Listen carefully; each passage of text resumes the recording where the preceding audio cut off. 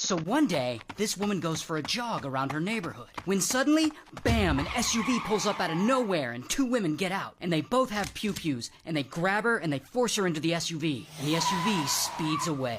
Now the woman who was kidnapped, she's a normal suburban mom, her name's Sherry. And on that day, Sherry doesn't show up to pick up her kids after school. And her husband, this guy, Keith gets worried and he starts freaking out. And he calls the police and then boom, a search gets underway. And suddenly everyone's looking for Sherry. And this story is all over the media. And they announce a reward for any information about her disappearance. Someone sets up a GoFundMe to help with the search and it raises over $50,000. But unfortunately, weeks pass and no one has heard anything. And there's no sign of what might have happened to her.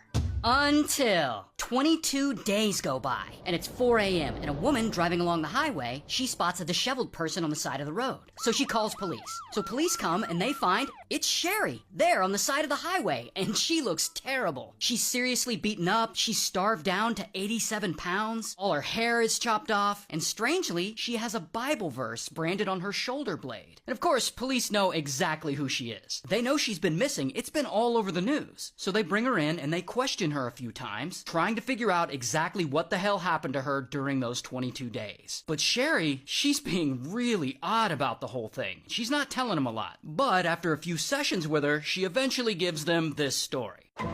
She says that day she was out jogging, two Latina ladies pulled up in an SUV, and they held her at gunpoint, and they put her in the SUV, and they drove her to some shady location, and there they chained her up. Now from this story, police get enough of a description of the kidnappers to draw these two sketches. But unfortunately, their faces are covered, so the drawings aren't much help. But police hear this story, and they keep wondering, why